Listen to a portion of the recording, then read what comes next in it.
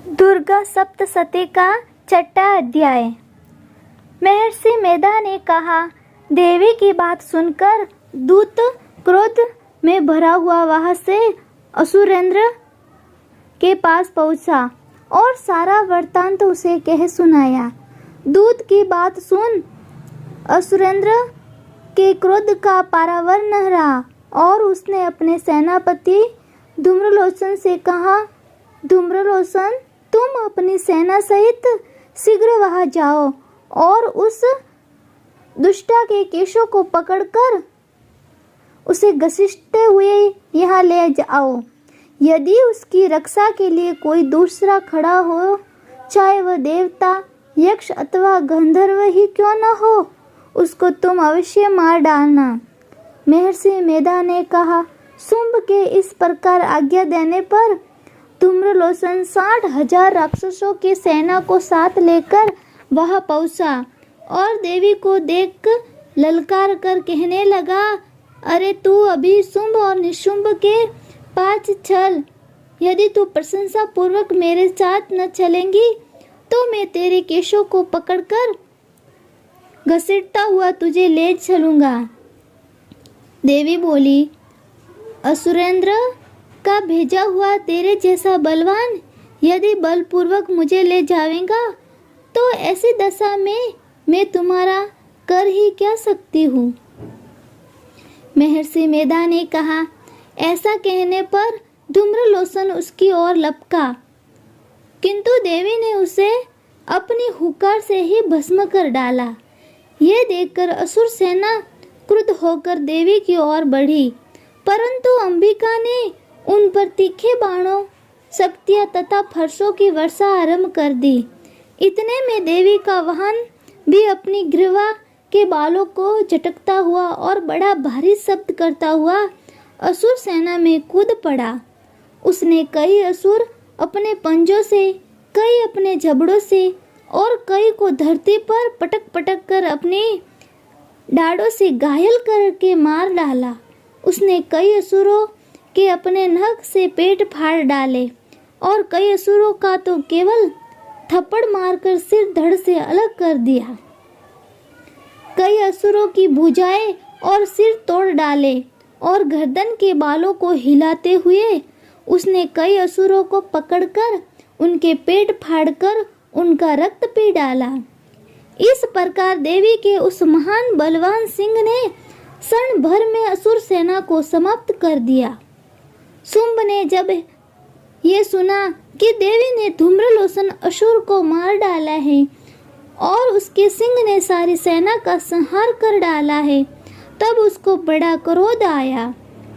उसके मारे क्रोध के ओठ फड़कने लगे और उसने चंड तथा मुंड नामक मां असुरों को आज्ञा दी, हे चंड, हे मुंड, तुम अपने साथ एक बड़ी सेना लेकर वहां जाओ और उस देवी के बाल पकड़कर उसे बांधकर तुरंत यहाँ ले आओ।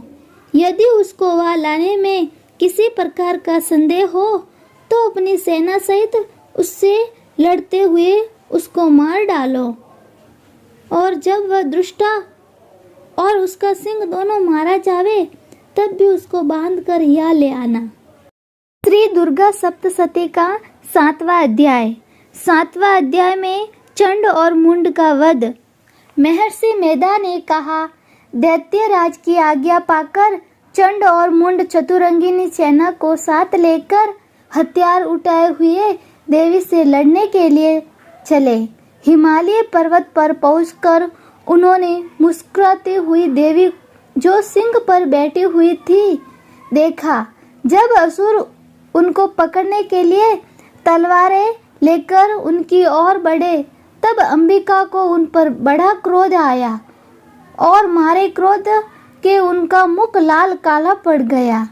उनकी भ्रकटियां चढ़ गई और उनके ललाट में से अत्यंत भयंकर तथा अत्यंत विस्तृत मुख वाली लाल आंखों वाली काली प्रकट हुई, जो कि अपने हाथों में तलवार और पास लिए हुए वह विचित्र खड्ग धारण किए हुए थी तथा चित्ते के शर्म की साड़ी एवं नरमुंडों की माला पहन रखी थी। उसका मांस सूखा हुआ था और शरीर केवल हड्डियों का ढांचा था, जो भयंकर शब्द से दिशाओं को पूर्ण कर रही थी। वह असुर सेना पर टूट पड़ी और दैत्यों का भक्षण करने लगी। वह पार्श्वरक्षों को, अंकुशधारी महावतों, हाथियों पर सवार योद्धाओं और घंटा सहित हाथियों को एक हाथ से पकड़कर अपने मुंह में डाल रही थी, और इसी प्रकार वह घोड़ों, रथ सारथियों व रथों में बैठे हुए सैनिकों को मुंह में डालकर भयानक रूप से सबा रही थी। किसी के केस पकड़कर, किसी को पैरों से दबाकर और किसी दैत्य को छाती से मसलकर मार रही थी। वह दैत्य के छोड़े हुए बड़े अस्त्र शस्त्रों को मुंह में पकड़कर और क्रोध से भर उनको दांतों में पीस रही थी। उसने कई बड़े असुर भक्षण कर डाले, कितनों को रोद डाला और कितनी उसकी मार के मारे भाग गए। कितनों को उसने तलवार से मार डाला, कितनों को अपने दांतों से समाप्त कर दिया। और इस प्रकार से देवी ने क्षण भर में संपूर्ण दैत्य सेना को नष्ट कर दिया। ये देख महापराक्रमी चंड काली देवी की ओर पलका और मुंड ने भी देवी पर अपने भयानक बाणों की वर्षा आरंभ कर दी और अपने 1000 चक्र उस पर छोड़े। उस समय वह चमकते हुए बाण व चक्र देवी के मुख में प्रविष्ट हुए। इस प्रकार दिख रहे थे जैसे मानो बहुत से सूर्य मेघों की घटा में प्रविष्ट हो रहे हो। इसके पश्चात भयंकर शब्द के साथ काली ने अत्यंत जोश में भरकर विकट अट्टहास किया। उसका भयंकर मुख देखा नहीं जाता। उसके मुख से श्वेत दांतों की पंक्ति चमक रही थी। फिर उसने तलवार हाथ में लेकर हु शब्द कहकर चंड के ऊपर आक्रमण किया और उसके केस पकड़कर उसका सिर काटकर अलग कर दिया। चंड को मरा हुआ देखकर मुंड देवी की ओर लपका, परंतु देवी ने क्रोध में भरे उसे भी अपनी तलवार से यमलोक पहुंचा दिया। चंड और मुंड को मरा हुआ देखकर उसकी बाकी बची हुई सेना वहां से भाग गई। इसके पश्चात काली चंड और मुंड के कटे हुए सिरों को लेकर चंडिका के पास गए और प्रचंड अट्टहास के साथ कहने लगी, हे देवी, चंड और मुंड 2 महादैत्यों को मारकर तुम्हें भेंट कर दिया है। अब शुंभ और निशुंभ का तुमको स्वयं वध करना है। महर्षि मेधा ने कहा। वह लाए हुए चंड और मुंड के सिरों को देखकर कल्याणकाई चंडी ने काली से मधुर वाणी में कहा, हे देवी, तुम चूंकि चंड और मुंड को मेरे पास लेकर आई हो, अतः संसार में चामुंडा के नाम से तुम्हारी ख्याति होगी। दुर्गा सप्तशती का 8वां अध्याय। 8वां अध्याय में रक्त बीज का वध। महर्षि मेधा ने कहा, चंड और मुंड नामक असुरों के मारे जाने से और बहुत सी सेना के नष्ट हो जाने से असुरों के राजा प्रतापी शुंभ ने क्रोध युक्त होकर अपनी संपूर्ण सेना को युद्ध के लिए तैयार होने की आज्ञा दी। उसने कहा, अब उदयुद्ध नामक 86 असुर सेनापति अपनी सेनाओं के साथ युद्ध के लिए जाए और कंबु नामक 84 सेनापति भी युद्ध के लिए जाए और कोटि वीर्य नामक 50 सेनापति और धूम्रकुल नाम के 100 सेनापति प्रस्थान करे। कालक, दोहद, मौर्य और काल के ये दैत्य भी मेरी आज्ञा से सजगर युद्ध के लिए कुछ करे। भयानक शासन करने वाला असुरों का स्वामी शुभ इस प्रकार आज्ञा देकर बहुत बड़ी सेना के साथ युद्ध के लिए चला। उसकी सेना को अपनी ओर आता देखकर चंडिका ने अपनी धनुष की टंकोर से पृथ्वी और आकाश के बीच का भाग गुंजा दिया। हे राजन, इसके पश्चात देवी के सिंह ने दहाड़ना आरंभ किया और अंबिका के घंटे के शब्दों ने उस ध्वनि की ओर बढ़ा दिया। धनुष की टंकार, शेर की दहाड़ और घंटे के शब्द से पृथ्वी और आकाश के बीच का भाग गूंज उठा और इसके साथ ही देवी ने अपने मुख को और भी भयानक बना लिया। ऐसे भयंकर शब्द को सुनकर राक्षसी सेना ने देवी तथा सिंह को चारों ओर से घेर लिया। हे राजन, उस समय दैत्यों के नाश के लिए और देवताओं के हित के लिए ब्रह्मा, शिव, कार्तिकेय, विष्णु तथा इंद्र आदि देवों की शक्तियां जो अत्यंत पराक्रम और बल से संपन्न थी, उनके शरीर से निकलकर उसी रूप में चंडिका देवी के पास गई। जिस देवता का जैसा रूप था, जैसे आभूषण थे और जैसा वाहन था, वैसा ही रूप, आभूषण और वाहन लेकर उन देवताओं की शक्तियां दैत्यों से युद्ध करने के लिए आई। हंस युक्त विमान में बैठकर और रुद्राक्ष की माला तथा कमंडल धारण करके ब्रह्मा जी की शक्ति आई। वृषभ पर सवार होकर, हाथ में त्रिशूल लेकर, महानाग का कंकन पहनकर और चंद्र रेखा से भूषित होकर भगवान शंकर की शक्ति महेश्वरी आई और मोर पर आरूढ़ होकर हाथ में शक्ति लिए दैत्यों से युद्ध करने के लिए कार्तिकेय जी की शक्ति उन्हीं का रूप धारण करके आई। भगवान विष्णु की शक्ति गरुड़ पर सवार होकर शंख, चक्र, श्रांग, गदा, धनुष तथा खड्ग हाथ में लिए हुए आई। श्री हरि की शक्ति वाराह का शरीर धारण करके आई और नरसिंह के समान शरीर धारण करके उनकी शक्ति नरसिंह भी आई। उसकी गर्दन के झटकों से आकाश के तारे टूट पड़ते थे और इसी प्रकार देवराज इंद्र की शक्ति इंद्र भी ऐरावत के ऊपर सवार होकर आए। पश्चात इन देव शक्तियों से घिरे हुए भगवान शंकर ने चंडिका से कहा, मेरी प्रशंसा के लिए तुम शीघ्र ही उन असुरों को मारो।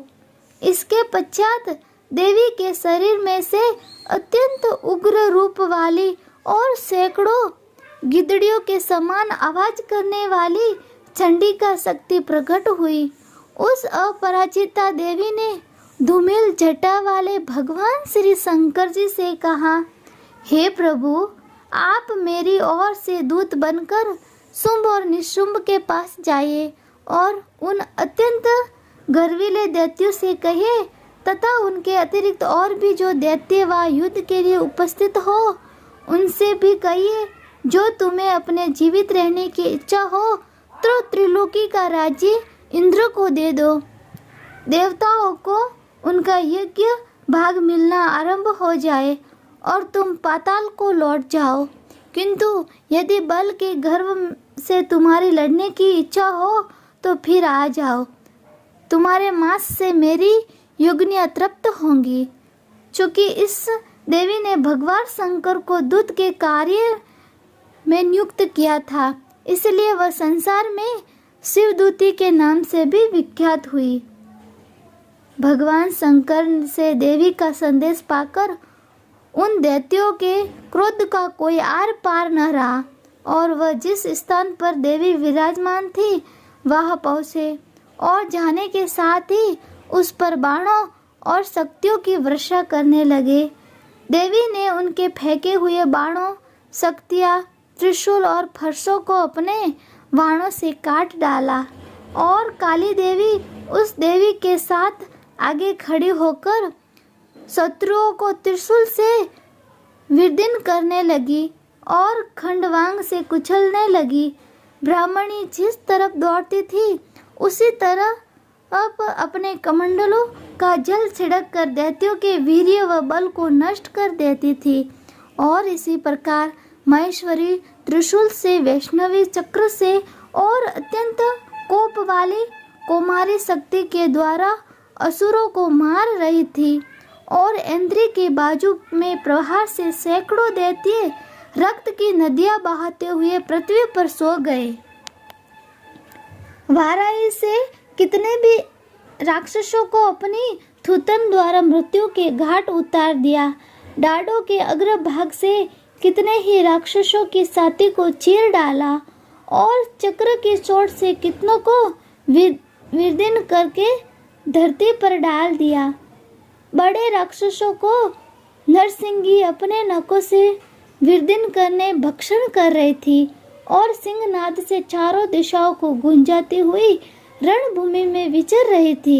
शिवदूती के प्रचंड अट्टहास से कितने ही दैत्य भयभीत होकर पृथ्वी पर गिर पड़े और उनके गिरते ही वह उनको भक्षण कर गई। इस तरह क्रोध में भरे हुए मृत गणों द्वारा नाना प्रकार के उपायों से बड़े बड़े असुरों को मरते हुए देखकर राक्षसी सेना भाग खड़ी हुई और उनको इस प्रकार भागता देखकर रक्तबीज नामक महापराक्रमी राक्षस क्रोध में भरकर युद्ध के लिए आगे बढ़ा। उसके शरीर से रक्त की बूंदें पृथ्वी पर जैसे ही गिरती थी, तुरंत वैसे ही शरीर वाला तथा वैसे ही बलवान दैत्य पृथ्वी से उत्पन्न हो जाता था। मारा तो घायल होने के कारण ही उसके शरीर से बहुत सा रक्त बहने लगा और उसकी प्रत्येक बूंद से उसके समान ही बलवान तथा महापराक्रमी अनेकों दैत्य भयंकर रूप से प्रकट हो गए। वह सबके सब दैत्य बीज के समान ही बलवान तेज वाले थे। वह भी भयंकर अस्त्र शस्त्र लेकर देवियों के साथ लड़ने लगे। जब इंद्र के वज्र प्रहार से उसके मस्तक पर चोट लगी और रक्त बीज बहने लगा तो उसमें से हजारों ही पुरुष उत्पन्न हो गए। वैष्णवी ने शक्र से ही और इंद्र से गदा से रक्त बीज को चोट पहुंचाई और वैष्णवी के शक्र से घायल होने पर उसके शरीर से जो रक्त बहा उससे हजारों महाअसुर उत्पन्न हुए, जिनके द्वारा ये जगत व्याप्त हो गया। कौमारी ने शक्ति से, वाराई ने खड़ंग से और महेश्वरी ने त्रिशूल से उसको घायल किया। इस प्रकार क्रोध में भरकर उस महादैत्य ने सब मात्र शक्तियों पर पृथक पृथक गदा से प्रहार किया और माताओं ने शक्ति तथा शूल इत्यादि से उसको बार बार घायल किया। उससे सैकड़ों महादैत्य उत्पन्न हुए और इस प्रकार उस रक्त बीज के रुधिर से उत्पन्न हुए असुरों ने संपूर्ण जगत व्याप्त हो गया, जिससे देवताओं को भय हुआ। देवताओं को भयभीत देखकर चंडिका ने काली से कहा, हे चामुंडे, अपने मुख को बड़ा करो और मेरे शस्त्र घात से उत्पन्न हुए रक्त बिंदुओं तथा रक्त बिंदुओं से उत्पन्न हुए महाअसुरों को तुम अपने इस मुख से भक्षण करती जाओ। इस प्रकार रक्त बिंदुओं से उत्पन्न हुए महादैत्यों को भक्षण करती हुई तुम रणभूमि में विचरो। इस प्रकार रक्त क्षीण होने से ये दैत्य नष्ट हो जाएगा। तुम्हारे भक्षण करने के कारण अन्य दैत्य नहीं होंगे। काली से इस प्रकार कहकर चंडिका देवी ने रक्त बीज पर अपने त्रिशूल से प्रहार किया और काली देवी ने अपने मुख में उसका रक्त ले लिया। तब उसने गदा से चंडिका पर प्रहार किया। प्रहार से चंडिका को तनिक भी कष्ट न हुआ, किंतु रक्त बीज के शरीर से बहुत सा रक्त बहने लगा। लेकिन उसके गिरने के साथ ही काली ने उसको अपने मुख में ले लिया। काली के मुख में से उस रक्त से जो असुर उत्पन्न हुए उनको उसे भक्षण कर लिया और रक्त को पीती गई।